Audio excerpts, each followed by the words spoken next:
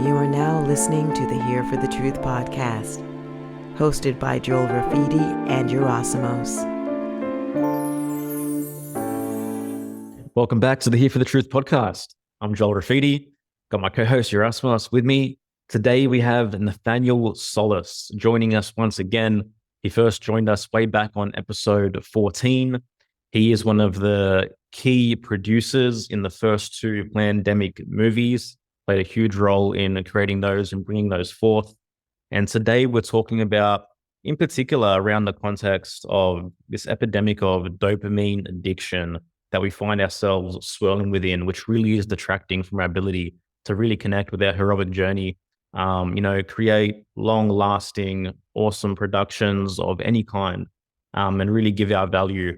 And Nathaniel's been doing this work, facilitating dopamine detoxes through various means for a long time. And this is a really, really awesome conversation. And we, cross into a lot of different subjects as well. So we hope you enjoy it.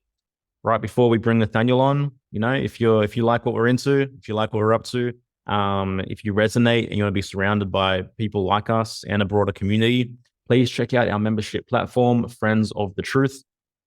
We have a very buzzing and highly engaged Telegram community, which is separated into various subtopics for you to interact and engage on. Plus, we're offering 6 live calls a month to be connected with our community across different topics, as well as with previous podcast guests. In fact, Nathaniel himself will be joining us in the month of November to present a live teaching directly for our members too. So you can learn more by hitting the link in the show notes or heading to friendsofthetruth.co, where you'd be absolutely thrilled to meet you should you join our community. Please enjoy this episode. All right, everyone, welcome back to the Here for the Truth podcast. Today, we have the return of Nathaniel Solace, who originally joined us, I believe, episode 14. It was super early on. Yeah, a little bit about Nathaniel. So for over a decade, he has stood at the forefront of personal transformation and societal impact, both as an award-winning filmmaker responsible for creating the world's most seen and banned documentary of all time, and as a guiding force behind the scenes for influential leaders. As an accomplished coach, advisor, and transformational facilitator, Nathaniel has discreetly coached numerous business owners and change makers, helping them navigate the complex world of personal and professional growth.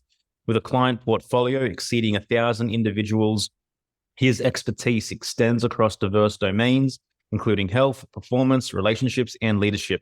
He brings to the table a wealth of experience and a proven track record of helping his clients break through barriers and reach new levels of achievement and fulfillment through integrating psyche, soma, self, and service. I feel like we left everyone with a bit of a cliffhanger there, letting them know the most banned documentary of all time and not saying what it was. That was the first pandemic. That's right. Well, part 1 and part 2, yeah. Oh, the first 2 parts. Wow. Yeah. Awesome. It's so awkward listening to your intro. Like I'm just supposed to sit there like, yeah, I guess. Just sit there and nod. You're like, yes, tap yourself on the back while Joel's reading. I did write that with a little chat GPT, grammar check. What's coming up for you right now, bro, as you hear that? Well, honestly, it's a great question for real. Like I started making content online like 14 years ago. And literally my very first video was me just reading off a list of a bunch of quotes of famous generals and presidents and stuff, talking about the hidden hand behind the government, right? Like the shadow government, like all just literal quotes from all these guys who were in, the beginning of America and stuff like that. And that video like kind of got a little viral back then, which was like a few thousand views right out the gate. And so I've just, my whole adult life has offered me this relationship with like, hey, do you want to like be seen by a lot of people, or do you want to be known for doing some cool stuff or whatever? So it's still my own awkward, like owning it, I guess, to put it simply. I'd rather not go the other end and just be like, look how cool I am, or like that just doesn't feel natural to me. If anything, it's like I hear all that, like that does sound really cool. I'm really proud of myself for all that, and I could list off a million things I'm doing wrong with my life too, Yeah. It's just of course, man. It's that balance. Yeah, it's the balance in that regards, man, and not getting like too high but then also not like wallowing in the corner like I'm a failure, I'm a piece of shit, you know. Totally. And I think I love how, we're all big Michael Sarion fans here, and it's like the whole hero choice to like choose the heroic archetype is something that I always like to. I love giving other people feedback where it's like, no, that is a big deal that you did that. That's super cool that you did that. And I think collectively, if everyone was like 5% a little more like, hey, I can do some cool stuff, that would be pretty significant. So there's my humble attempt to practice, being some cool guy on a podcast and also just being a guy. Yeah, bro. Heroism is the key, man. It's the underlying mythos, the underlying archetype that's like, bustling throughout everyone's journeys and just remains dormant for so many people. And it was huge in my life, man, for so long. I think Henry David Thoreau, we make this quote often, but most people live under this quiet despair. And it's because this hero mythology just remains dormant. There's bigger dreams, there's bigger aspirations. And just as life goes on and the burden becomes too heavy, it gets dimmer and dimmer and dimmer until ultimately it buries them, it eats them alive. And the most important thing is not to let that light die, in my opinion, because everything else becomes bleaker. Everything else becomes more difficult when you haven't been true to yourself and really honored your own aspirations in that way. Yeah. I think also too, is that I think people tap into that hero archetype vicariously, but don't do anything about it through media and through movies. Like they go and they get their fix. They watch Gladiator, they watch Braveheart, they feel what it is. Oh my God. But then they don't apply it to their life. They almost like get a taste of it, but then, go back and doing the same old thing over and over again. Well, that pairs so well with the sort of dopamine trap we wanted to talk about today. Because it's dopamine in a sense is synonymous with progress. The feeling of progress is why when you're sitting there and you're like, oh, I gotta, create this thing for my business, and you're looking at an empty page, our brain is so efficiently wired for this particular hit that it goes, well, wait a minute, I could go on my phone right now and look at other people in Bali and, like concerts and people making food and all these things, like progress, things happening, things being developed and created. And we get the hit out of that. So it's like you could make an argument that to the degree to which we have these kind of dopamine traps built into culture is why nobody's accessing their inner hero. Because that takes effort and it takes work. What is the coolest part of every hero's movie is that scene where it shows them training and getting better and working hard and giving up, but then choosing to go back, and nobody has access to that. It's intricately tied to this whole concept of delayed gratification, which is impossible with dopamine addiction. Yeah. It's every single day people wake up. I have this premise for a book or something maybe I want to call The Ritual of Self. And the ritual is the 24 hours that we get, because it's like pretty damn clear there's a cyclical thing happening. It's one of the most significant things I think people can tap into. It's like, wow, the sun's going to keep doing, whether the sun's moving or we're spinning, whatever, who cares? But it's like that thing is going to happen. The light's going to show up, it's going to go away. And it's so reliable that there's a way humans can actually plug into that. And just the fact that already once the sun goes down, we stay up for another 6 hours because we have all these lights on in our house. It's like we have so many inverted aspects that are like pulling us away from what feels like a really natural, effortless, inevitable like growth process that humans are meant to have, right? I love that point. I agree with that point that if you took away all of the warmongering and the mainstream media and all these divide and conquer tactics, if you just took all that stuff away from humans on Earth, we would just all be basically like enlightened right now. Like where the world is at and like where we can get to, there's like this natural emphasis or impulse for like growth and like waking up. So it's all this effort is put into just kind of stunt that. But even the effort of stunting that wakes everybody up too. So it seems like a pretty cool, inevitable thing, but ideally we should clean it up a little bit, I'd say. Well, yeah. Hey, is the mainstream media now social media? Because I don't know many people who watch CNN or Fox or turn on the TV and be like, oh, I'm watching mainstream media now. Like most of us my dad every night for 4 hours for the last 30 years.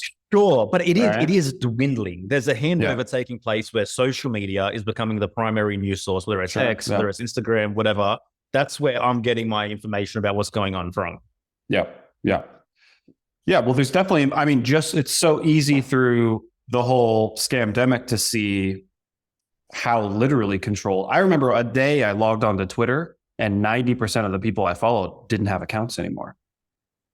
Like it just, and I'm not being I'm not exaggerating. It was really intense because I'm sitting there, I know about censorship and I'm aware of all these little ways it's happened. And then it was like impacted me in this, it's like, holy crap. And this was in probably somewhere around April, May 2020. Right. So right when it was like, New York already kind of had its first like, oh, what's going on in New York? And then people are going, wait, what is going on in New York? Or like, oh, all the hospitals are full. And then I'm watching videos on Twitter of people going to those exact hospitals and there's nobody there. And it's like, that's kind of weird.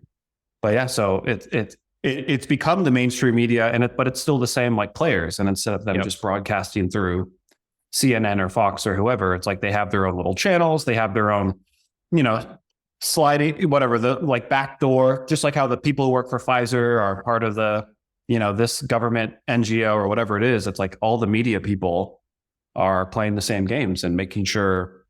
I just saw this great piece of content about how the shift of our feeds, which is an interesting word, right? We have these social media feeds that there was like this transition from you used to just have a feed of the things you subscribed to. And now you have this For You feed that's like, it's stuff you subscribe to and suggested stuff. And that's how they get us for sure. And the fact that they're infinite feeds now, which is insane. You can literally keep scrolling on Instagram or Facebook or Reddit or any of these things forever. And we'll just keep doing it. It reminds me of, there's those studies where they give the rats like cocaine water. Right. Or they hook up something to their brain. They can click a button to get a dopamine hit and they'll just click it until they're dead. Yeah. Well, I mean, from a purely capitalist economic standpoint, it makes sense, right? There's an infinite market for it. So they're gonna cater to that. Yep. More room for ads. Infinite every 10. Sometimes I'll go on Instagram and the first thing is literally like 10 suggested posts. And then I go to change the settings to turn off suggested posts and it's already off. So I don't even know how that works. When did this change happen? Because I remember that like I'd be scrolling one day and then all of a sudden it just sponsored posts, suggested posts. Like I need to go into my settings because I don't even know if my suggested is off, but it comes back every now and then. But the moment I see one, I press X on it and it says, do you want to snooze suggested posts for another 30 days? And I'm like, yes. Yeah. But yeah. Which is insane that we have to just keep, they're like, assume, it's only 30 days. You want it back, right? Of course. Here it is. The illusion of choice. It's like, it's still kind of showing up, but we have the ability to change the settings. So we're still free. It's not like they're manipulating us or anything. Yep. What do you think that transition phase would look like? Because you mentioned before, like if all the media and all the divide and conquer stuff was taken away, we'd be enlightened, but what do you think that would look like? Well, so that's quite a big philosophical notion, but more the idea, if you think about, and anyone listening, if you just think about your day-to-day life and everyone you know and interact with, if nobody was concerned about inflation or wars or supposed viruses and all these different things, like what type of community would you have? What would you guys be up to?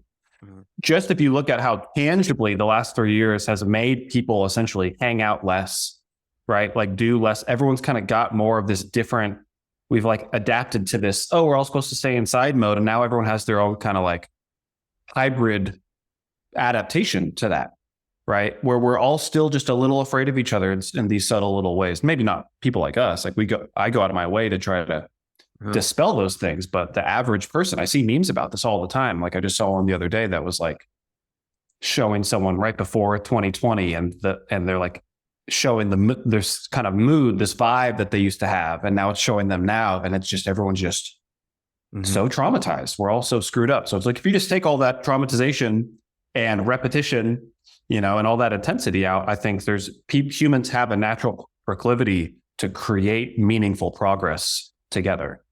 Yeah. Right. So that transition is like, I still think the solution to all this stuff has to do with more localism.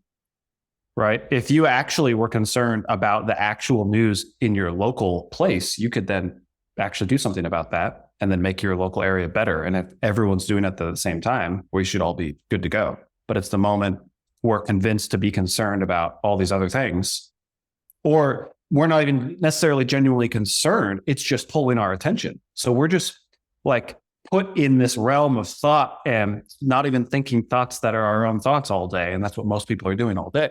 Right.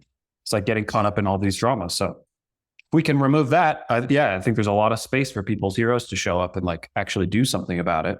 Mm-hmm. But right now it's like you can see I've seen the craziest shit there is to see on the internet. And still, if I'm scrolling through Twitter or something, I see one quick little clip of this stuff going on in Gaza or whatever, and you see somebody blown up or something. It's like that's in your system for the rest of your life, technically, but it's like for the rest of the day, you can just like feel that. And I don't think we realize how unprepared we are to deal with a society like this. I always give the example, like just our parents, so just one generation before us, when they were 10 years old, at least, typical story I hear, or from my friends in America, it's like when our parents were 10 years old, they were usually like growing up at their grandparents' ranch or farm, doing like raising chickens and making sure the cows are fed. And that's about as much as their consciousness needed to process. Anybody can go on Google and look up, there's this like infographic between the amount of information in ChatGPT 2 and ChatGPT 3 or something like that, or 3 and 4. And it's like a pinhead versus like the entire world's oceans. Yeah. And that's the difference of our parents' generation at 12 years old. The size of their and necessity of their consciousness and their capacity was so compared to now, where you have the internet and every possible piece of thing, and 12-year-olds now having access to the internet. I think we have no idea how this is going to impact us still. Yeah.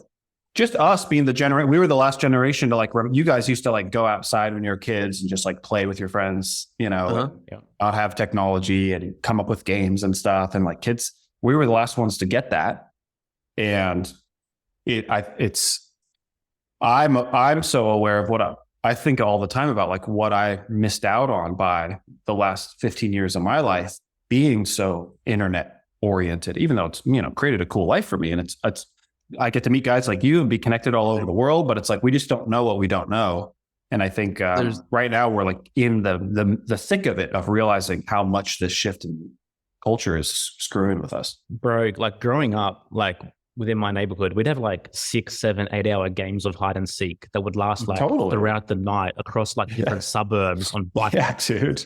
And it's there was never any fear, never any worry, never any, Yeah, it's just what we were doing. It's that world's gone. It feels like we had our scooter club or water balloon wars and stuff. Everything, man. Yeah. Playing wiffle ball for hours. I love that shit.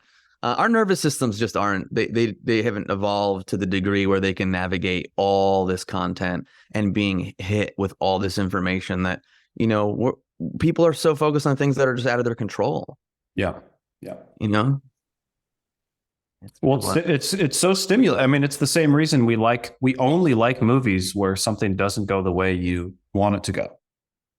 I don't think I've ever seen a movie where it's oh, that's great. Okay, cool. Oh, great. All right. Awesome. Nice. Okay, great. Yeah, that's what I was expecting, right? It has to be something averse.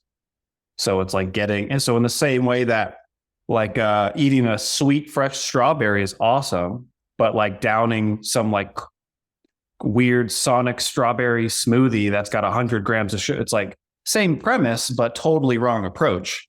So it's okay to experience adversity or see it or connect with it, but not in this, realm or in this amount of stuff, or the fact that you can just go searching for it is insane. And then we have kids, with me and my buddy Brad have been tripping out so much on the GNM perspective around conflicts for kids at such a young age, and whether it's porn or war content or all these different things, it's like we just have like the amount of memes around Gen Z right now, and it's who those kids will actually be when they're 30 years old is I can't even like really comprehend it. Dude, it's wild, man. Like in that regards, because you think about, especially a lot of people that consider themselves more progressive, they want to like include their young children and let them know about everything that's going on around sex, around gender. And it's like, what conflicts are happening within these children, you know, and how are they going to adapt? What's going to happen to their psyche? And we're seeing it. And again, like you said, I can only imagine what it's going to be like in 20, 30 years. You know, they should be sheltered. There's an innocence there. You know, these young children should not be exposed to this stuff. Yeah, no doubt. I've got a quiet faith in humanity though, and like in just human psychological development, you know, in general, to be able to navigate and deal with. Like obviously it's new territories, but you know, I know some very fucked up situations that, you know, people come around, Saturn return, 30, 32, 33, they start really figuring shit out still, you know, and absolutely. Yeah. Of, I'll clarify. There's not an ounce of pessimism coming from anything I'm saying. I just, sometimes I'll try to talk dramatically so people kind of like connect, you know, they can feel it. Yeah, like a clickbait maybe, but I'm so with you on humanity's very innate ability to like handle some shit and figure things out, you know? Yeah, man, I'm an optimist by nature. I mean, that's how I operate. But again, Joel, you're saying like, oh, you've seen people in their 30s, you know, come around Saturn returns. But like, again, you're going back people that were raised 20 something years ago. So it's going to be a different process. And I'm curious to see how that's going to be. I'm just saying I've got faith in our ability to adapt. I don't know what it's going to look like yet, but I have faith. Yeah, I get you. And like, obviously there's another sides. Like, yes, we're in this incredible, you know, magnanimous information age right now. But at the same time, you know, playing the opposite side, we have this ability now to be informed to such a greater degree and to receive multiple perspectives and get on the ground real-time footage in the moment and see things, you know, for ourselves in a way as well. Yes, while that can be then used to, you know, feed fifth generation warfare to a degree as well, we also now have more autonomy and we have more onus to use our discernment to decide what's correct and what's not. And there's less ability for propagandists to just monopolize information too. Yeah. I mean, they're going to try, but yeah, it is great that we have, everything I'm saying. And then like with pandemic, it's like, it's that same mechanism that allowed us to reach, you know, 1 billion plus people for like a good reason, right? And like helping people, you know, see what they're not seeing, right? Yeah. And then, you know, it's taken another step further. Now you have the advent and the rise of AI and this deep fake technology, and like, who the hell is going to know what's real in a second? Like there's this Greta interview going around, which is talking about sustainable tanks. I've seen so many people share this as if it's legit. I mean, like laughing so loud, like, you know, it's like, it's a fake video. It's this fake interview that looks so real. It's pretty easy to tell. So, at least for me, it seems pretty easy to still tell on most of them. Like any deep fake stuff, but it actually it surprises me how many people will just. Yeah. But it's going to get harder. Go for it. Oh, sure. Okay. Yeah. But I'm it's not even even more here reason right now. This is just well, it's like wasn't the recent interview with Mark Zuckerberg and Lex Friedman where they were like having an interview together and it wasn't even them. It was like that was weird. Yeah, that was super weird. That was I think we are so the Ready Player One movie or book, I think paints such a good, like this notion that there's gonna be these you know, basically like super lowest income class people who will make sure to just make enough money to keep their Wi-Fi on and their like Meta subscription so that they can live in their, you know, VR world. Yeah. And I don't think everyone's going to get on board with that. Obviously, there's hundreds of millions of people who will never even want to touch that stuff.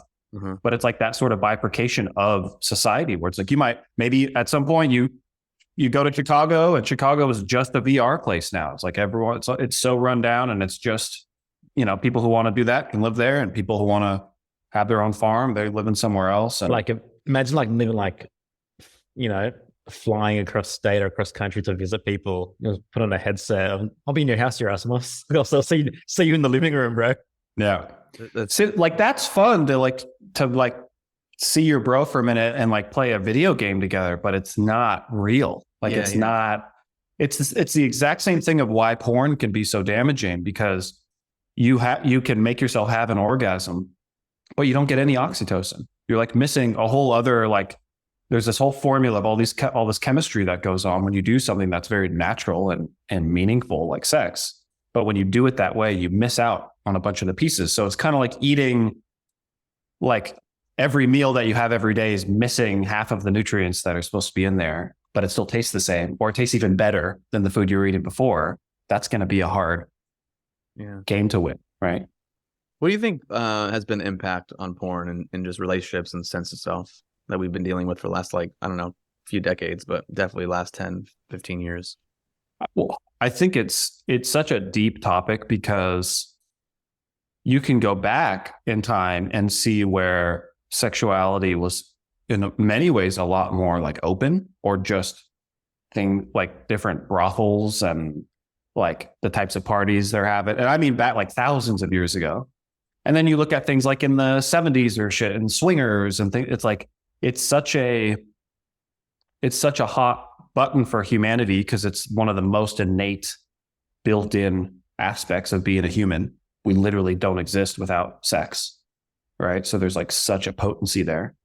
But how those circuits get hijacked and how easily they do is super, super, super intense, right? For regardless of how long you think humans have been around, millions of years, hundreds of thousands of years, or some people think like 8,000 years or something like that. But whatever it is, for that whole time, the most stimulating thing that could happen to you is essentially like finding some food and finding a mate and a safe place to eat the food and mate with your mate. And that's pretty awesome. Even right now, like that sounds like that'd be a great day today. That's the rest of my day. Some food and some mating. Like, let's go, right? It's wonderful. So it's like, we're all built for that. And everyone listening, they're like, dude, that sounds great. I don't want to have to do anything else today, right? So it's so lovingly built into us. But the fact that you can go now online and see any type of person doing any type of thing in any type of way in a matter of seconds, and then in a moment be on the next person doing whatever they're doing. And then, it's so polar opposite. And again, I don't think we really understand how influential it is, but it's true. Like when you get into, I run a men's program. I've had my own history of porn addiction and things like that. That totally, I'm so grateful I went through that, like 7-8 years ago and not right now, with the level of how intense. So in our men's group, we have guys who will come in with those issues, and it's like I can even still tell sometimes, like to the degree to which what they're seeing and the stuff that they're being influenced by, they're still not even comfortable sharing it, right? Like it's so intense. And I think it changes the way people literally just see other people.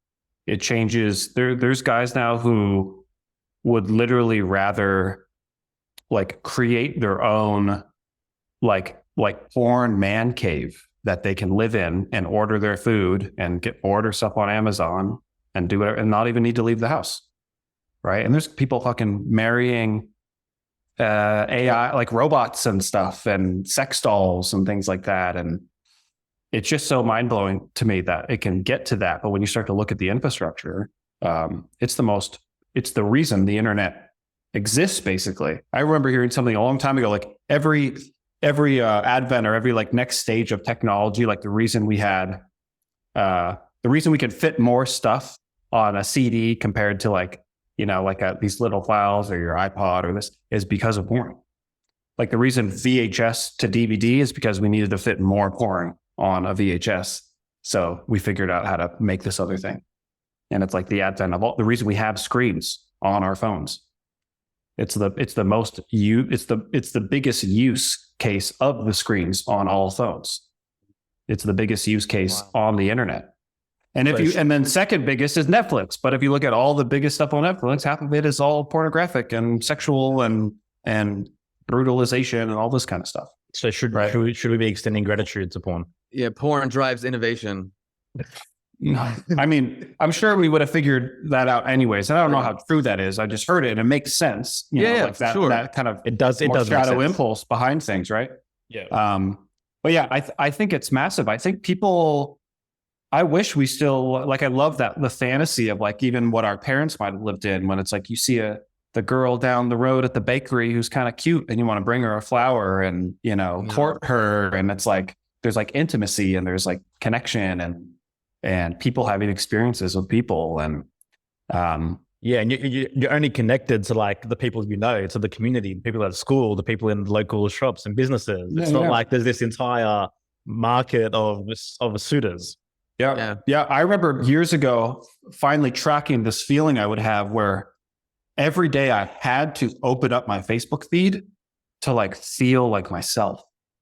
I had to be like, oh, here I am in reference to all the people I normally see. Like I had to, like, that's now it's kind of that feeling where it's like, if you lose your phone, you're like, oh, like there's like a drop in your stomach almost. You're like, oh no, like I won't be able to be myself. And it's like, that's awkward. I want to catch that shit. I'm not interested in that, and similar to that too, quick call out. Like if you still have to bring your phone to go to the bathroom, I gotta check it, man. Me too sometimes, but it's like, but it's the willingness to always be like, wait, why right now? And it's like, am I really going to be that bored or that anxious that like, I can't just, do the thing that I'm built to do a couple times a day, hopefully, and it's like, it's just that's one of my markers, like in the ritual reboot stuff. It's like, there's these good markers because a lot of people are like, oh, dude, I use my phone all the time and I'm running a business. I'm making money. I'm in a healthy relationship. Like, why does any of this matter? And it's more of the like, you don't know what you're missing until you, like go find out. It really is a modern barometer of self-mastery. whether you can go to up to. That's so funny. That's true. Yeah. That's crazy that's true. But then you end up sometimes like you're on the toilet for like 40 minutes, like you've already done what you've had to do. And then when you're on your phone, and you're on your fucking phone. Yeah. Then crazy. Then you can't stand up afterwards, get a dead leg. I had my legs like fall asleep one time. And that was like it for me. I was like, I'm an idiot. Like this, I'm embarrassed. Like what's going on? That's just not cool. Yeah. Totally not cool. Yeah. So the other barometer though, too, is the ability to essentially look out a window, like this window right here, just like this neighbor's side yard. And, they have a little garden. It's all snowy now. So that's all dead. But it's like, can you look out a window or look at a view and be there and actually like enjoy the view, even if it is your front yard that you see every time you look at that window? Mm-hmm. You should be able to do that. That's my own personal opinion. But when I share that with my students and everyone's like at the end of the reboot, everyone's always like, dude, I didn't totally get what you meant, but now I can look at like, like the pictures on my fridge of my family. And I can like sit there and like actually let it in. And I'm not wanting to go listen to another podcast, or I'm not needing to go see my notifications. Right. Yeah. One time, how do I say this? When I first launched Ritual Reboot almost like 4 years ago, I did a super hardcore, detox. And the one thing that I noticed was before the detox, like it helped me realize could only think for about as long as a story, like an Instagram story, which was like 15 seconds back then. Mm-hmm. Right. It's like, oh, thinking of a thought. Oh, no, now on to the next thing. Oh, now on to the next thing. Instead of being able to like really cultivate something and sit with something and not dip out, like when you're doing spiritual work or healing work, or you're working with a coach or a therapist, that there's that premise of like, oh, once you start getting to the intense stuff, you'll find yourself kind of dipping out, right? You're basically disassociating or changing the topic, or you like run off on some joke and go off in some other direction, right? And it's like all this content stuff is training our brain to like be that regimented and that segmented. So then when you're just trying to have like a normal thought or like hanging out with somebody and talking about something, it's like you're going all over the place. Yeah. And I think it's normalized. People don't realize that that's not how we're supposed to think. Yeah. Even just the level of anxiety and mental health stuff people are dealing with now.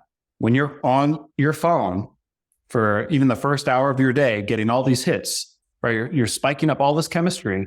The moment you put your phone down to go like do your normal life now, you're now on a dip. You're on your way down, right? It's like eating the most decadent, delicious, fudgy, chocolatey cake, and you eat it until you just can't eat anymore. You're so satiated and you're so happy about it. And now it's dinner time. Mm-hmm. You just can't even eat dinner. Mm-hmm. right? Or now it's time to enjoy that like super fancy dark chocolate that someone brought back from Brazil, and it tastes terrible because you're so stimulated from this totally like, artificial thing. So that's what we're all dealing with. And most people, I've had dozens and dozens of people go through our program where they, who have even diagnosed ADHD symptoms, and they just don't have them anymore when they're done. Yeah. I remember Kind of weird. I remember when I backpacked Europe after college, it was 2002. I literally could just sit on a bench and read an entire book in like 6 hours. And I did that all the time. Like every new place I went and just sat.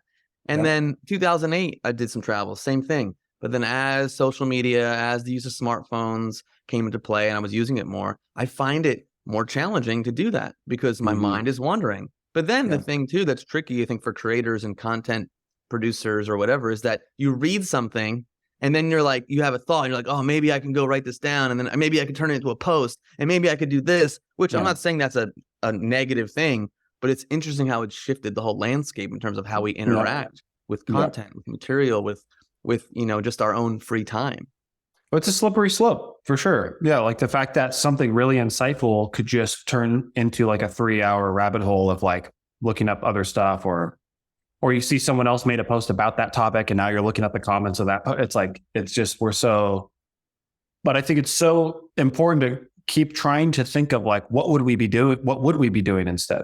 Yeah. What could I be doing with my life that's so fulfilling and progressive for me, not politically, but like, just creating progress. I don't like that word got hijacked by that group either. But it's like, what would I be doing so that I'm not so compelled to need to go get stimulated in all these other ways? And that's the part that does scare me. It's like people don't even think about other options or realize that that's possible. Yeah. Right. I'm able to open Zoom every day and still enjoy the rugged simplicity of Erasmus's face without needing to trade co-host. Exactly. Now a short break from the episode. Ritual Reboot is a dopamine detox course created by Nathaniel. So you can learn how to overcome brain fog, procrastination, and low energy in just 7 days without any silly life hacks or loss of productivity. With this proven method, you can take your life and work from too much screen time, bad habits, and stress to a sustainable system that supports your passions. And Nathaniel has been generous enough to offer exclusively for our audience and for our listeners $100 USD off the cost of the program. The code is TRUTH100. And the link is in the show notes wherever you're listening. Back to the episode. All right, bro, you brought up Ritual Reboot a couple times. Let us know, I guess, what inspired this program and kind of what it entails. Sure. I think what ultimately inspired it was, by the time it was created, almost 6 years of being a content creator, having my whole life revolve around the internet, and then slowly but surely starting to see where that was serving me and where it wasn't, right? And then I did this 100-day detox that was basically, we call it monk mode, because it's like just detox everything. Like you're not tapering off, you're not just doing less. So for me, that was no caffeine, no alcohol, no cannabis, no pornography, no masturbation. And then I don't use nicotine, or I don't really drink alcohol either. So, but those were all big. Just caffeine, cannabis, and masturbation or porn is like pure dopamine, super intense, super, caffeine is basically the most widely used drug in the world. Mm-hmm. And one of the hardest ones for most people to quit. And, it was life-changing, like absolutely life-changing. I got to the point just a week or two in where I cried every day, at least once. Wow. By just having this. I mean, you could argue what was actually happening is all the stuff I'm repressing by using all those things is having space to show up, right? But to me, it just felt like relief, and it felt like beauty. Like I felt more awestruck by life. Like I could sit with a beautiful thought and be more connected to it, which was great. And, I I think that was probably the first time I had made that basically I made the amount of money I'd made the whole year before in those 3 months, like in like a 90-day stint. It was just the happiest I've ever been, the best sleep I've ever had, best energy I ever had. It was insane. Like everything was better. So I started to just incorporate that into my coaching practice and just making sure that my clients like had access to some of these tips or, were at least trying some of these things out to just see what else is possible. And then it started to make all my clients better results too, so they're better clients for me and they're making better moves for their business, their life, their relationships, whatever that might be. And it was probably a couple years later that I actually turned it into the course that it was, which originally started basically as I wanted to make like a respectable way for leaders to essentially deal with what we call like the unmentionables, right? So some of our favorite people in the world, anybody who's listening, celebrities, authors, teachers, like people we love, we respect, they're geniuses, they do all this stuff. And they like have to have a glass of whiskey every night in order to fall asleep. Now, again, I'll be the first to say there's nothing wrong with that. That's fine. And if that's what produces, the incredible leader that we know, awesome. And because we love that leader, I think we should be willing to poke at and make sure that they're not ultimately damaging themselves, right? And being willing to avoid certain things if it can be, right? I'm not saying that anybody needs to be a particular way, but I think it's like the willing truth is happy to be questioned. Mm-hmm. That whole premise, right? So it's like, oh, you have to drink every night? Like, oh, you literally can't function without your coffee? Mm-hmm. That sounds like a problem to me, just kind of rationally.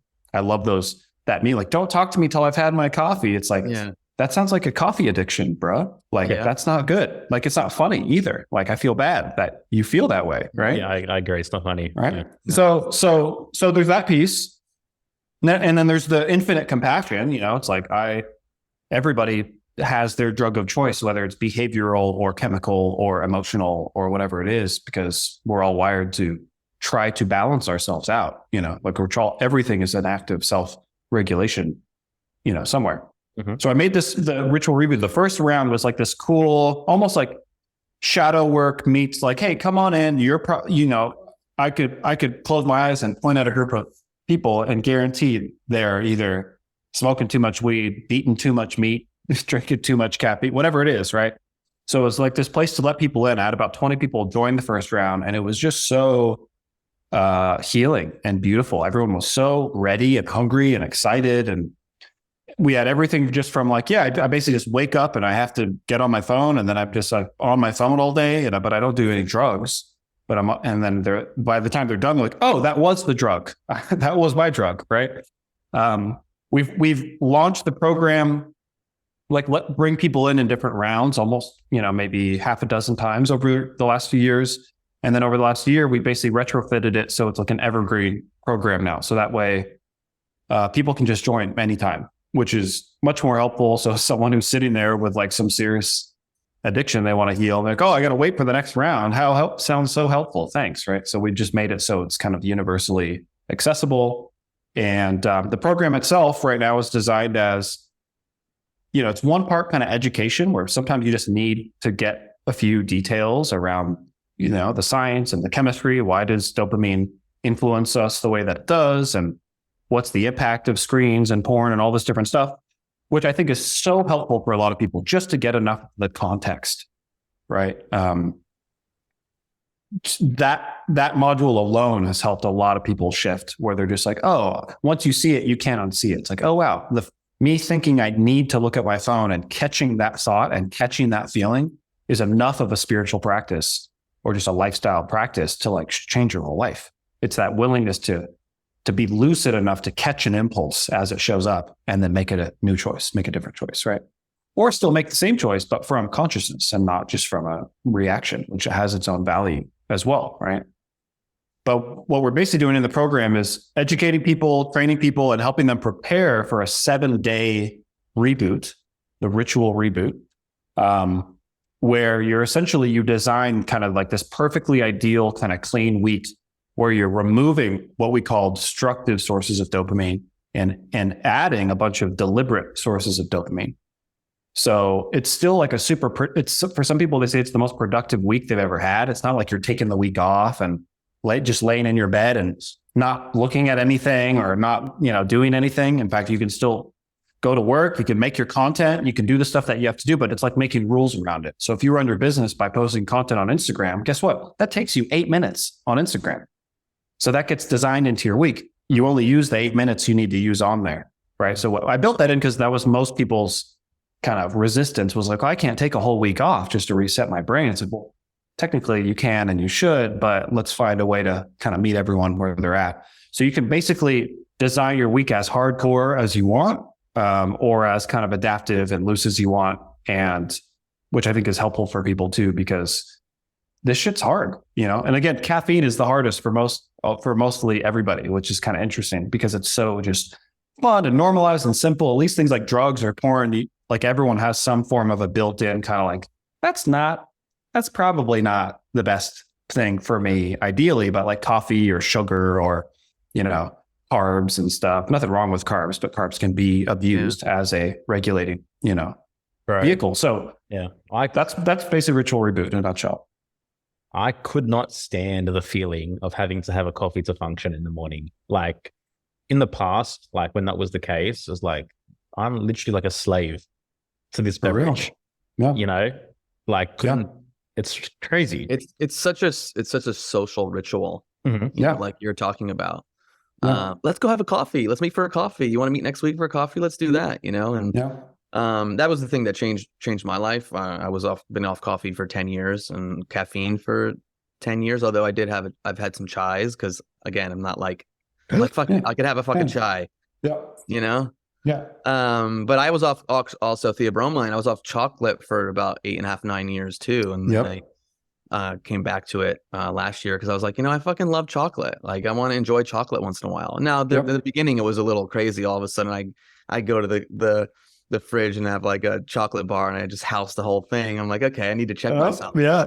But again, it was like interesting to go from this one place of where I was very, very like rigid and strict with certain things that served me in a way, but then I also saw how it was a little bit too rigid and restrictive. But it's the willingness to look, the fact that you looked and gave yourself different parameters to find out who you are and then make a choice from that. That's the thing nobody lets themselves do. And that's the most healing part because, everyone deserves to have whatever relationship with all of these things that they want for the rest of their life. Yeah. But being lucid enough to be able to ask yourself, like, is this actually me deciding I want this? And is this functional for me or not? It's like no one ever gets to decide from that place. So that's kind of like the purpose of the program. It's like you make enough space from something, you can actually relate to that thing, right? But if you're just all consumed by it, it's like it's always interesting seeing, like different, whether it's a no fap content or giving up cannabis or coffee, and you always see the comments and people like, weed's not bad, it's medicinal, it's not addictive. And it's like, yeah, you only can think that way because you're currently addicted to it. Yeah. Right. Like to have that kind of rigid response versus being willing to address the nuance as the priority just shows you where somebody's at. Right. So giving people the space to have a nervous system that can handle the nuance and be self-honest, which is like, oh yeah, I totally am addicted here, or I totally use this because I'm just trying to get this feeling or away from this feeling. That's so vital for people to have that. Yeah. Dude, I can't tell you how many times I've gotten into dialogues with people where they would combat me or they'd battle me because I would share like, oh, what I'm navigating. And I'm like, well, if you don't know what it's like to go without alcohol for 6 months, for a year, or caffeine, then like you're only seeing one side of the picture. Like you don't have all the information. It's like people who are just getting into arguments about anything. It's like you only know your point of view. So how can you like make this argument? Go spend a year without it or 6 months and see how you feel, see what your energy is like, see how your relationships are, and then come back to me and we can have a conversation. Yeah. Most people deep down know it's a problem, but the longer that you ignore it, the more that you are choosing to betray your own intuitive impulses that this is the thing that's holding me back. And then the harder, that's probably the most damaging part. Yeah, that's right. Yeah. And then the harder it becomes, like even like in our program, people wanting to create their vision, create their life, before you get to that step, it's like, you must be really honest about what you need to take away. What do you need to detract? Because, and deep down, we know the thing that's just preventing us from doing what needs to be done. There's that whisper, but until we start listening to it, and everything's difficult. Like you have to remove the top leaf on the mountain pile before you can get into anything deeper. Yeah. Well said. It's I do want to add another little emphasis. Like I'm hoping that we're not sounding, this isn't like a holier than thou thing either. Like, oh, I don't have to drink coffee, so I'm better than you or something like that. Because if you're the person currently with the vices, it can feel like that. But it's it's the ability to have the choice. That's it. Right. It's like, and it's okay to choose, they've done studies where they have people quit smoking cigarettes and they'll take a group, split them in half. And one group, they don't give them any new information. The second group, they say, all we want you to do is be curious about the habit. That's it. Just be curious about it. And then they say, then they send those people off. One guy accounts, he's like, as soon as I walked out of the clinic, I was, I'm walking back to my car, which is usually time to have a smoke. And I pull up the cigarette and I look, I'm like, curious. What does that even mean? Like, be curious. And he smells it. And he's like, this smells like shit. And he threw it out and never smoked again. Yeah. Right. It's like, just to have enough awareness. Right. And it's like, that guy could still enjoy a really cool, like organic tobacco thing while he's traveling. It's like, that's great. It's like, I think life should be enjoyed. I don't really drink alcohol at all, almost ever. And I'm excited for in the future when I can like have some bar of all these like really fancy, expensive things where you only have it once a year anyways. Cause like, that's cool. Somebody made that, like someone put effort and intention into that. And if it can help me like have an extra fun time one night for that particular reason, I think that's cool that we have access to that. But to need, and especially to just drink freaking like cheap beer or something every day because I can't function without it. Those are two totally different relationships with that, right? It always comes back to intentional versus habitual. And like in the last however long, like I've taken multiple stints doing 6 months on coffee, 6 months off coffee. And there's no doubt my life is 100% better served off coffee. But there's points where I'm in the off coffee zone, where my wife and I, like, we really enjoy the taste of coffee. And there's genuinely times where it's like, I feel like the taste of coffee.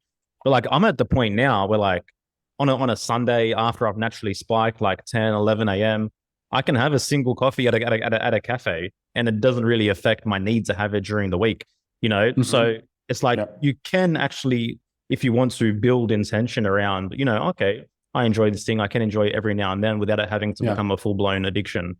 Yep. And there is a lot of, like you said, like you naturally spike your own cortisol in the morning. Like we have a natural way of waking up. Yeah. There's a lot of things that we do that get in the way of that process. And a lot of things you can do to help really facilitate it more too. So all that's built into Ritual Reboot, I love that like Andrew Huberman's gotten so popular because he's just such a wealth of knowledge of that. Sometimes I tell my kind of sales pitch for Ritual Reboot is like, do you want to like take a week and implement all the stuff Andrew Huberman says to do at once? And somebody kind of walks them through it because like all that works. And remember, I was talking about that the rhythm, that 24-hour cycle. That's a premise we build into the program. It's called Ritual Reboot. And the ritual is the 24-hour gift. I call it a gift because I just wake up and it happened. Like I didn't, it feels like a gift. It's just, right? It is a gift, man. Yeah. But it's more so a gift to the individuals who actually value potential. And there you go. You really begin to learn to value potential when you see what's possible, when you give yourself time, space, a goal, you give yourself a semblance of delayed gratification, you create and you achieve something. Then now you know that I can achieve something. Now it's like, what else can I achieve? And what other actions and steps can I take to maximize my effectiveness in being able to achieve that? And that's the dopamine that lights me up, man, is being able to create something big, lasting, long-term, something that doesn't currently exist. Then all of a sudden I give myself the appropriate space and focus and energy to do it. Then it grows and it evolves and it becomes this thing. And it's like, there we go. I'm a creator. I'm a creator. Yeah. That's pure progress. And progress works really well when you have a point, some sort of North Star, something kind of set that's not where you are. Right. And you chip away at it. That's the best feeling ever. Right. I love when I hear stories of, Alex Hormozy is a great example right now. He's just getting so big. Guy makes, $85 million a year from his portfolio. Like, he doesn't have to do anything for that. That's just what comes in from his portfolio, right? So he's pretty much as chilling as you would ever need to be chilling. And he says, the times I feel the best is when I'm in the middle of working on something really hard. Like, I don't want to just chill. Now that I have all my needs met. Like, I think humans, when they have their needs met, are built for creation and more progress. That's right. Like, more creativity. It's like it's the secret to all of it. And most people are so, again, you go on social media for 30 minutes and what it does is it trains you to feel like everything's already been made. Like, everyone's already got it figured out. All this fun stuff's already happening. Like, there's what could I possibly do? Like, we already have an Elon Musk and an Alex Hormozy and a Zuckerberg and all these things happening, being creative. And it's like bombarding us with, I guess I'll just be a consumer instead of a creator. Like, all the things that I could possibly want have been created, when we're actually don't even know what we actually want. We're so manipulated, right? It's a very low self-esteem mindset, because that's how I used to be as well. It's like, what place do I have? What place do my creations? Even if I did it, like, someone's already done it or doing it better, already has an audience. Yeah, but it's not true. It's not fucking true. Yeah, that was life changing with the pandemic part one. Was me and Mickey. Mickey interviewed Judy Mikovits. It was about a 4-hour interview, and he texts me and he says, first off, this is in like April 2020. He's like, bro, I just interviewed this virologist. You have to come see this. Help me edit it. And we edited that down to a 26-minute video. And that took us maybe 2.5 weeks, and it reached 1 billion people. And it's like, every person in the world, if they could reach 1 billion people with something, would absolutely want to, I would think. Hopefully you're excited about something, even if it's just like, hey, I love rhubarb pies. I want to share my recipe with 1 billion people. Like, great, that would make your life. Everyone got your cool recipe. But the fact that it was literally just 2 dudes in front of a computer for 2.5 weeks, and that was it. There was no strategy. There was no even plan on it being a viral thing or anything like that. But that's how easy it is to actually make progress, right? Or to make that kind of impact.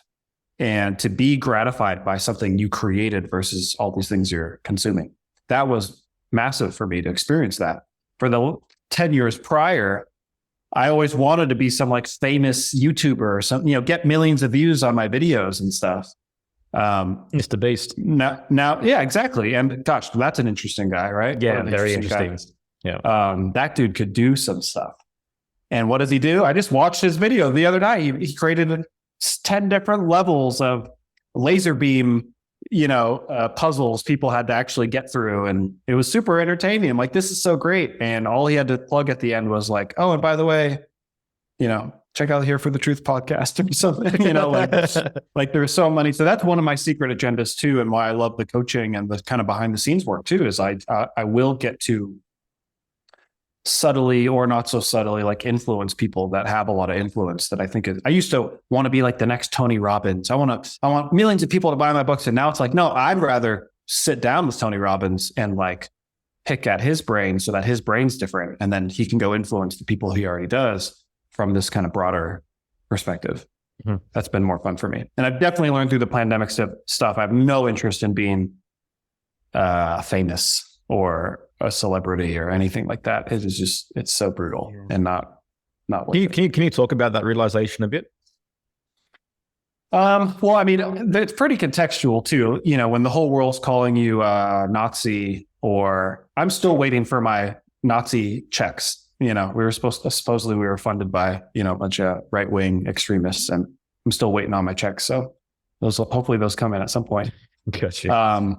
But I think the context of that's like getting famous and going against the mainstream at the same time might be a little different, where it's like, I specifically didn't really want to show my face in most regards because Mickey was the face of it, and he just got blasted, absolutely blasted. And he's one of the toughest guys spiritually that I know. So I trusted him to handle that. And me and him have gone through a couple other viral experiences together, which is cool. So we had like some karmic momentum going into that. But yeah, there's something about that. It's hard. There's a lot of elements to it. Dr. John Gray, who wrote Men Are From Mars, Women Are From Venus, total legend. Anyone who's never gotten into his work, do it. It's not just like a cheesy relationship book. It's like he has this whole body of work. But he makes this point where, like, why do we see so many male celebrities turn into drug addicts or become so kind of shriveled, or like Johnny Depp, I think is the example he gave. And it's men who have every door opened for them, every meal made for them, all their suitcases carried for them. Like, they don't have to like do anything like masculine in that sense, or like kind of show up for themselves in that way. They deteriorate somewhere. Right. So if like getting famous or becoming a celebrity means that you start to truly disconnect from like what's real for humans, I have no interest in that. Now, again, now that I'm thinking about it, it's like, if I could have another billion people see my next film, that's great. And if I get known for that, awesome. But it's not about the me getting known part. It's about the film getting in front of people. So I think that's the main distinction. When I was younger, I thought would be so cool for everyone to know who I am. And now it's like, man, if I could have everybody know what I'd like them to know, and I don't have to be known at all, I would choose that in a heartbeat. Yeah. I was just having this conversation yesterday. Brian Cox, the actor, he's amazing character actor, has been in so much stuff. And I read an article recently where he was like, I've been fortunate for 60 years that I've been able to get away with like every single person noticing. But since the success of Succession, he's like, I can't. I've lost my anonymity. It sucks. I hate it. Yeah, totally. Yeah, and it's got to be tough, for a lot of these people. Yeah, they get all these projections, and like to not be able to do normal things without everyone wanting a piece of you on some level. Yeah, but it's also weird to like be famous for not being yourself. Yeah, like actors, that's always been so weird. It's like, whoa, everyone loves you for literally pretending to be something you're not. And how would that feel after 10, Golden Globe films or whatever, and you're some big shot and like no one's ever seen you ever. And now even the person who shows up to do the interviews or do all this stuff, it's like, it's this kind of like mask you have to wear to like be that person. And anyways, lots of love to all the famous people out there. I hope you have, what you need. Yeah, of course. I can't ultimately relate. There's probably cool elements to it as well, but we're highlighting things that we observe. Yeah. We observe these people who on the outside people would say they have everything. Yeah. And then yet it seems like they don't.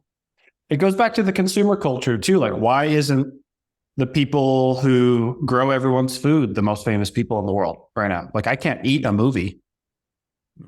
Right.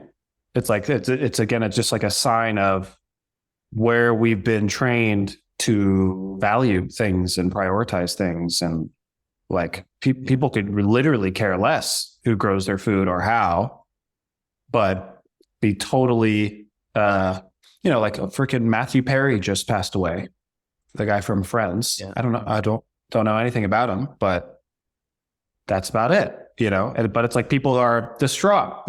I'm seeing people make posts like, he was so influential, this guy pretending to be some guy on a show that I'd watch when I could have been like connecting with my family or doing something. I don't know. No, it just feels so awkward. Yeah, it's interesting too. You have athletes making $500 million contracts, $400 million contracts, and I respect athletes, but they wouldn't be getting that money if all the attention and energy was towards that. Yeah, it's all ad money basically, right? So. Yeah, I think everyone, especially right now, as everything's going to keep ramping up, we've kind of been in a new world war, for lack of a better term, for probably the last decade already, as far as information warfare goes. And it's like, I don't think we even realize, I think this, like even the stuff going on in the Middle East right now is showing us how knee deep we already are in that, how quickly everyone's ready to pick a side and argue about stuff and not look at the nuance and all these kinds of things. By the way, like stress and overwhelm and burnout make it nearly impossible to look at the nuance, which I think is like the winning strategy as far as the like chaos magicians go, right? It's like trauma. Yeah. But Nuance solves all of it. It is. And we just can't even do it. It is the strategy on the nose. I keep trying to tell people, Yuri Bezmenov, right? 4 stages of psychological subversion. We've been in stage 3, sustained crisis, for the longest time, because when people are in sustained crisis, when dysregulation becomes the normal, it becomes so much easier for them to infringe on all your freedoms and warp your mind. They told us the strategy. Yep. So how do we fight back, right? One example. Don't take your phone to the goddamn bathroom. Like, that's it. Sit there. Save the world. Leave your phone on the living table. Well, and to take it a little deeper, and I'm not joking at all. Like, if you are, what are you actually doing? You're literally, what is going to the bathroom? It is the end stage of the alchemical process that is you turning reality into more of you and then letting go of the parts that you don't need. So what if every time you go to the bathroom, you could just sit there for a moment and also think about what else you'd like to let go of? Like, just like, if you need to be stimulated by something, great. Go like think something intentionally, or be grateful for the fact that anyone listening to this podcast probably literally goes to the bathroom in clean drinking water, which is insane. Right. And it's like, there's over 1 billion people who don't even have bathrooms. So like, go take a crap and think about that for a few minutes, or whatever you got, whatever you're doing. So that's part of it.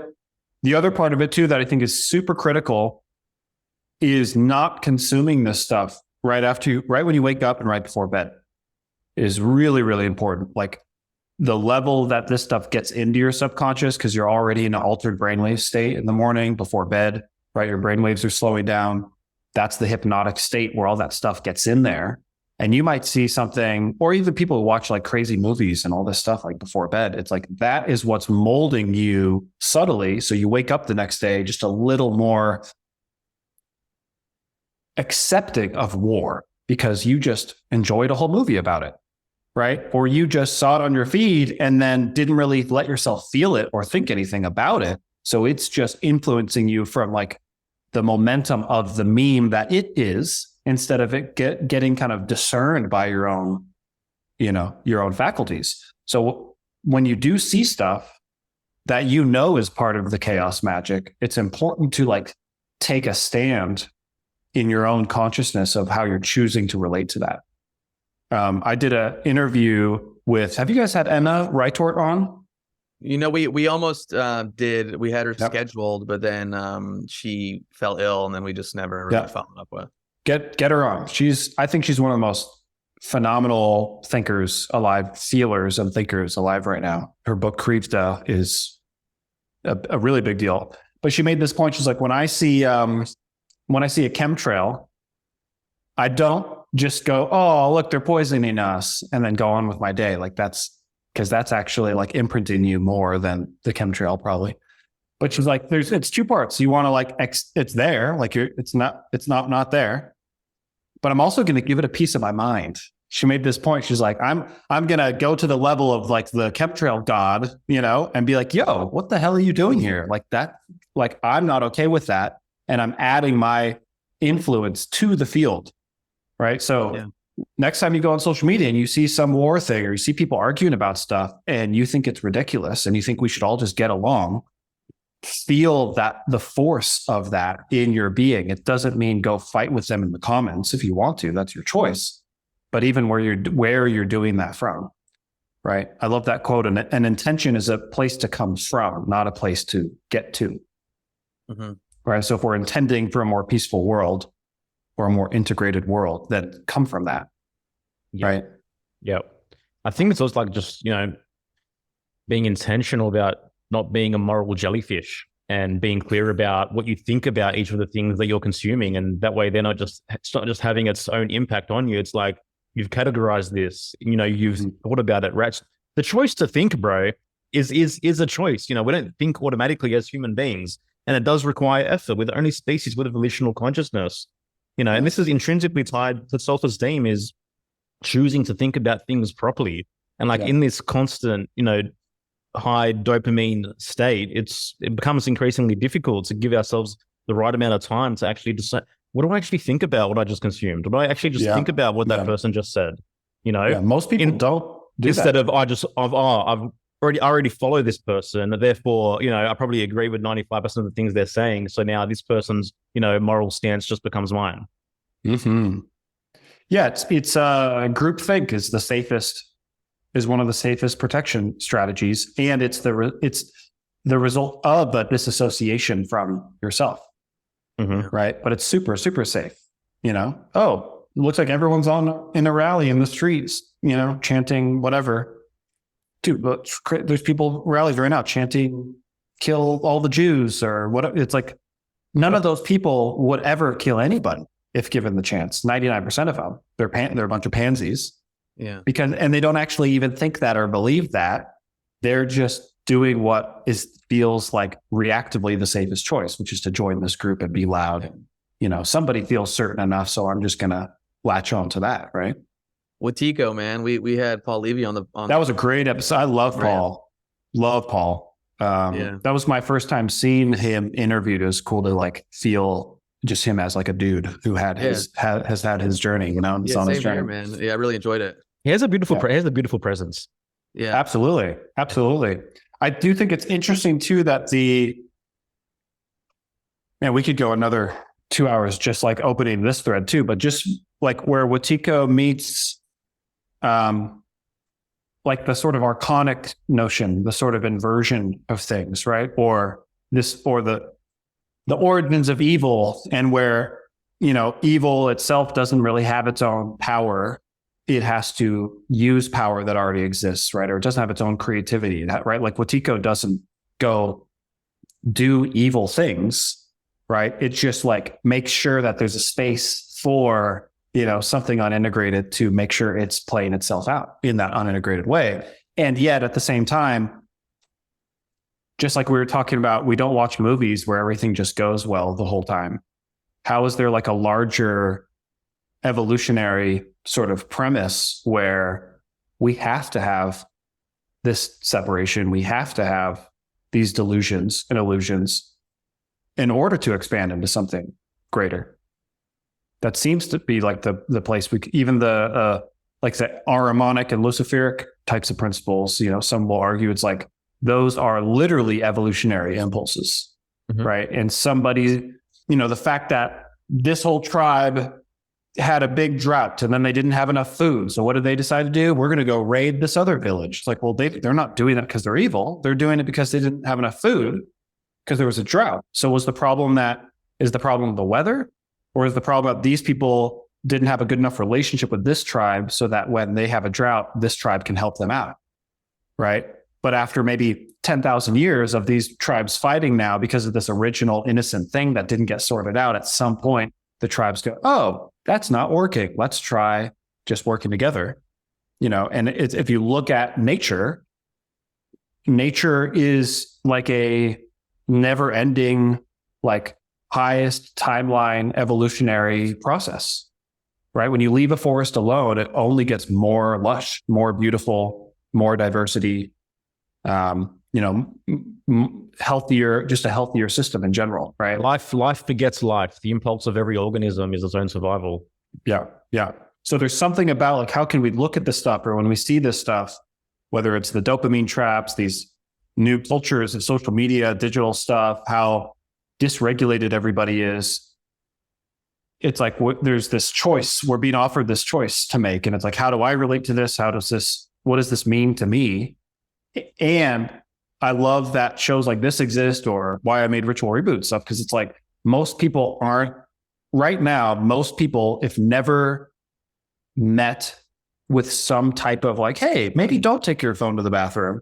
They'll just never take that choice, which is the part that it's at least that's what it seems like, right? Hopefully something else gets sorted out, but it's we're individually, we're all sitting on that evolutionary kind of precipice. And I don't know if Michael said this first or said something similar, but it's the notion that you're only ever experiencing yourself. So it's I'm not experiencing you guys on Zoom right now. I'm experiencing myself on a Zoom call with you guys. And if Joel does something, it's not that I'm seeing Joel do something. I'm experiencing my interpretation of what I think I just saw Joel do, et cetera. Right. So it's like, that's where all the power comes from. And people that aren't letting themselves have the choice, like you said, to be like, how do I actually feel about this? What is my opinion about this? Or, oh no, or I don't have an opinion about this. And that's intimidating to me, or that's confronting, like to get honest about those feelings too. I think the person who could be the most honest about how much they don't understand some global event could actually create the most productive conversation around it, because they're 100%. Not trying to just, try to just meet some bias or something. Yeah. I had an old friend who recently moved to Israel like a year ago. And, we posted our episode with Gavin, social media. And she just came into my DMs and fucking ripped me a new asshole. Just went off on me. How dare you, multiple times, as if, she knows everything about everything relating to the situation. And I obviously felt like the parts of me that came up in different ways. And I was like, how can I just kind of communicate back, as rationally as I could, or just kind of share a few things, and then came at me with just the same type of attack, insults, condescension, I think emotional manipulation, just 5 how dare yous, you broke my heart, all this stuff. And I totally have compassion for her. She's dealing with this and she's experiencing the situation. But any person in my life speaks to me that way, no, we're not continuing this dialogue and conversation. There's boundaries that need to be set. If you want to, like you said, if you want to approach things with some more curiosity, as opposed to none of that, and just feeling the truth, when in reality, it's when you're coming from this highly emotionally reactive place, you're not dealing in truth. You're dealing in your own subjective response, especially from a human design standpoint, when you start thinking about people that are emotionally defined and then conditioning other people who are not emotionally defined, and they're amplifying emotions. And it's just this cauldron of just drama and unnecessary reactions. Now, but that's the world we live in, so it's very interesting to think about, how can we check ourselves before we fucking wreck ourselves? Absolutely. You know what I mean? And relationship, we wreck ourselves and relationships because of how we speak to one another. I think it's so, I used to trip out about this years ago, thinking how default and subtle and normalized certain cultural things are. Think of how many homes in the United States you come to. I don't know how much time you spent in the US, Joel, but even Mexico, wherever you are, how many houses do you walk into? And as soon as you walk in, the first kind of room or that entrance way is the place to put your shoes, right? Maybe it's right outside the front door or right inside the front door, right? That's just the place. And it's pretty much expected. And then there's a kitchen where you're eating, or there's the kitchen where you make the food. And then there's the, dining room or whatever. I've never been to a house that has a tantrum room, or a room to feel your emotions, or to meditate, or a room to have some space. It's just that one option being different could make all of culture different. And I think it's fascinating how disconnected part of the, not to keep plugging Ritual Reboot, but it's part of my whole secret agenda of that is giving people that sort of taste of oh, I don't have to wake up and go on my phone and have the coffee and just start my day anxious and all these things, even though that's literally what people are expecting every day because it's so normal. But that woman who sent you those messages, how different would our world be if everyone knew that the moment you're triggered, what you need to go do is actually have the tantrum that's coming through, AKA what does every baby in the world do perfectly well? And how long do babies feel upset for when they're upset about something? A few minutes, unless you don't let them have a tantrum, or unless you, right? It's more than a few minutes at times. Well, no, I'm trying to make the point that a baby, if all of the emphasis is to facilitate what's showing up for the baby, it's a pretty straightforward process, unless you're getting in the way, or if your first response is, oh, don't cry. It's well, they're crying, so which should they not be doing that? Or so if someone's upset, it's be upset.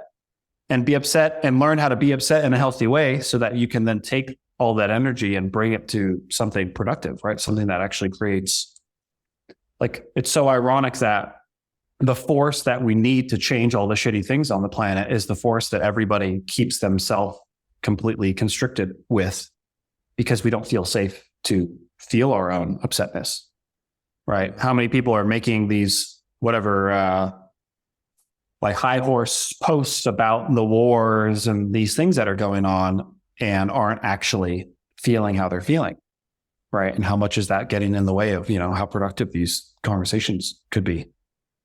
And I think people who have such instant access to the gratification, the fact that you could literally see a war post and the very next post see, like somebody's ass or some keto cupcakes or someone's trip to Bali or whatever it is. And the average user is now in that world. Like they actually they just let go. They just disassociated from the thing they just saw. And they're now in this next little square. And the effort of one little finger swipe puts you in another universe. Like a big issue with the dopamine thing has to do with the level of effort put into the reward that you get. And that's why when you work really hard all week and then you have like your pizza, beer, and a movie night, you're like, man, I'm a king. This is great. Like, I love that I can I'm just going to get drunk tonight. I'm so stoked about that. And it doesn't necessarily have the same damaging effect versus, right, having a whole week where all you did was feel good by not doing anything. And it's beautiful that humans are built to feel so good. Like we're clearly very sensual, pleasurable beings. And then this fun, cool little hack is like the moment you take that away, you create the other cool thing that about humans is how powerful we are, right? How adaptive we are. It's like we've been able to survive so many crazy things, not because of how good it felt, but because of how well we performed when we didn't feel good. And I think most people these days don't ever get the chance to find out that part of themselves, right? Or the versions that we do find out that don't feel good are completely avoidable in the first place, like how, so many impoverished, we literally throw out enough food in the US every year to feed every hungry person on the planet, like twice over. So it's like nobody technically needs to be hungry, right? So it's like there's, again, this sort of inversion where we could ask those people to oh, look at all you hungry people. Well, why aren't you so tough? Where's you got all this delayed gratification? Why aren't you? Because it's like, that's not self-imposed, right? They're not choosing, like fasting. A day when you're fasting, you usually feel like a rock star, like on your first day, because you're like, man, I'm fat. You feel good about it, and you're delaying this thing. But someone who can't eat because a bunch of freaking, whatever, some oligarchic, statism run, system is ensuring those people don't get the resources they need. That's like this totally BS version of that.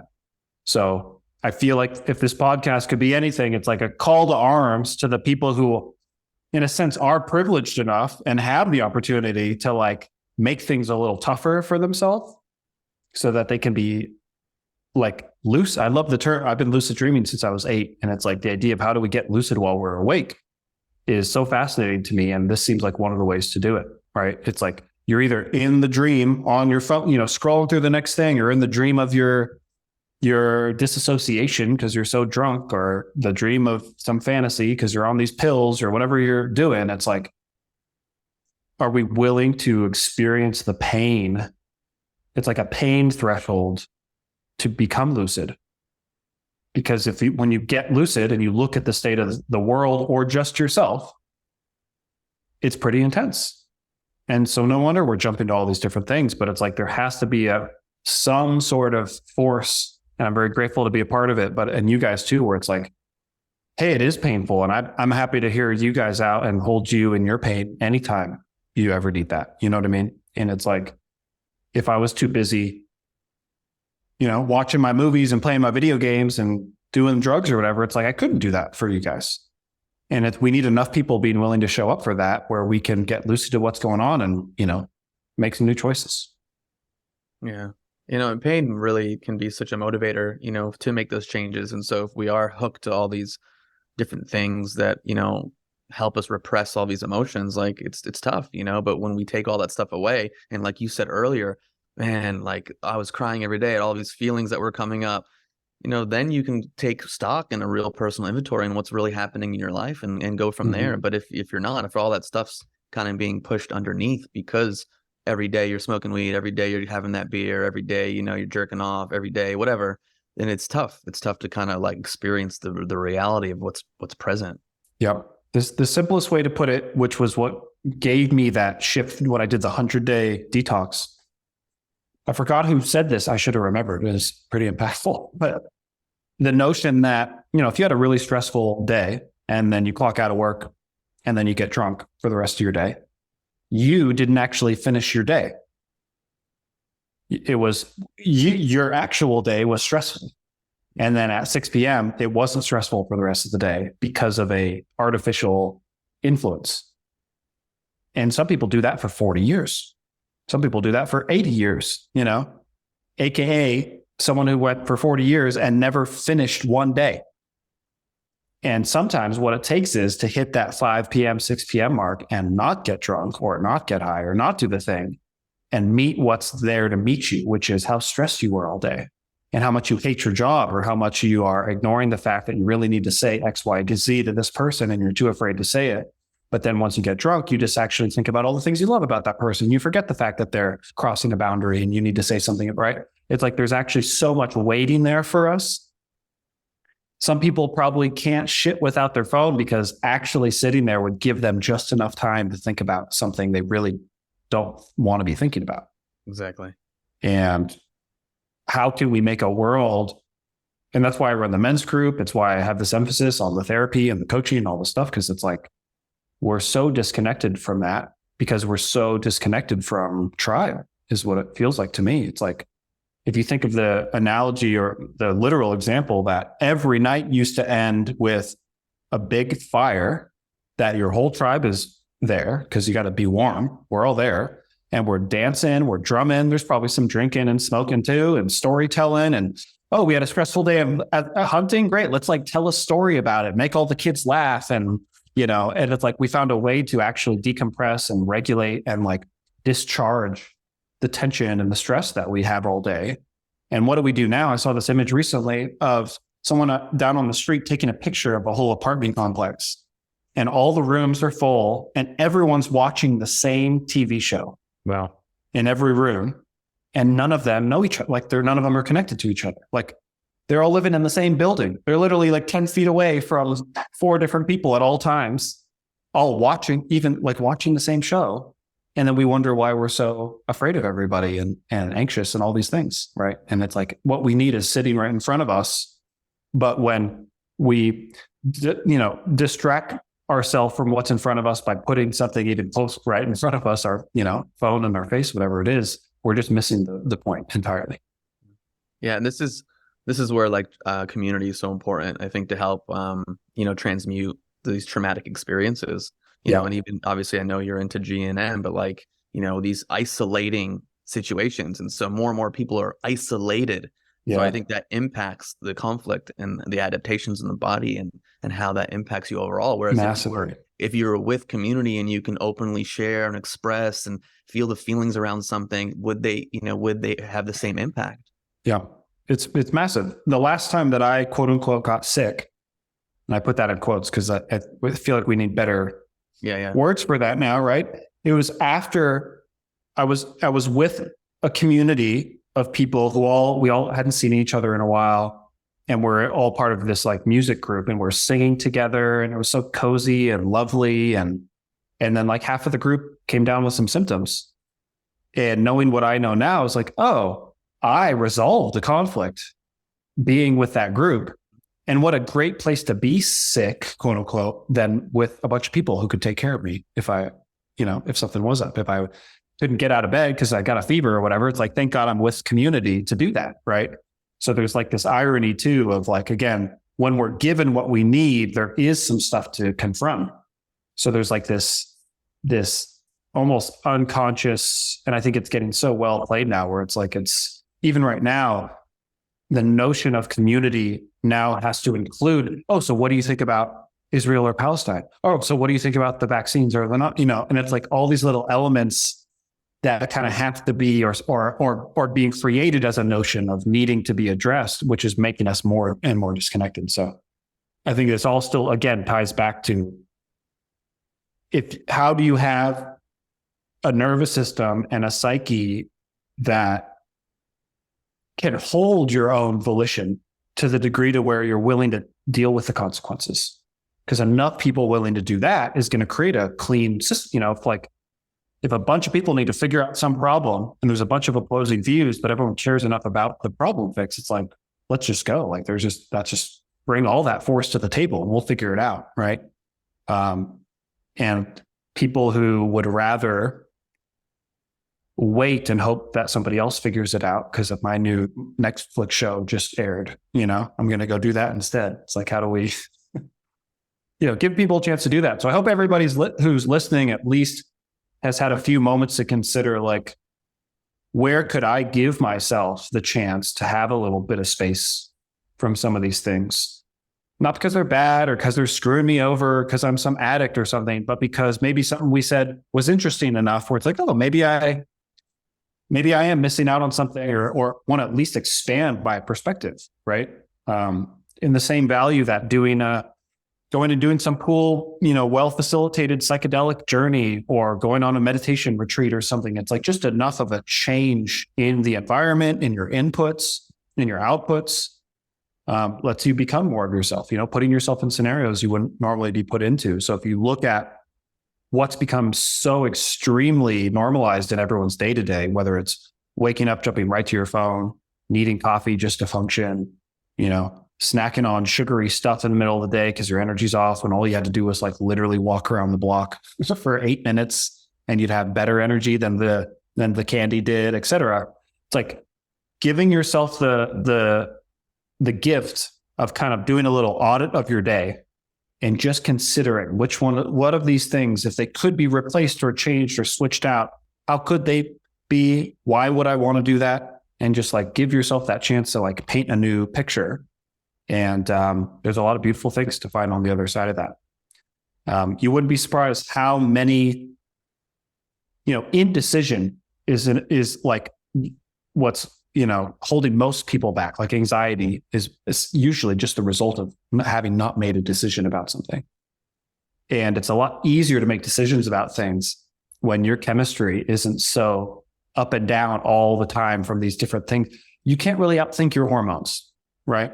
Like as men, when you got enough juice in the tank and you're ready to rock and you could freaking build a castle, you could make 10 babies, whatever it is, right? It's like, it's a certain kind of mode you get into that is pretty pervasive and it's pretty like powerful. And, women, there's the whole stereotype of women and their hormones, et cetera. And not because that's disrespectful, but because it's kind of empirical that it deserves a certain holding.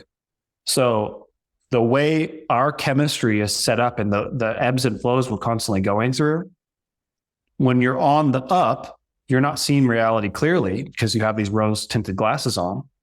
And then when you're on the dip, you're not seeing it clearly either because you're in this deficit feeling. So you could look at something great in the world and not even feel good about it because you're just on a dip from your caffeine from this morning, right?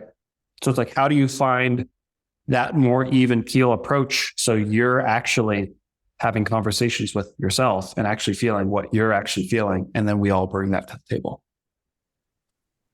Well said, bro. Yeah. Let's give it a shot. Let's see how it goes. Stay curious, y'all. Stay curious.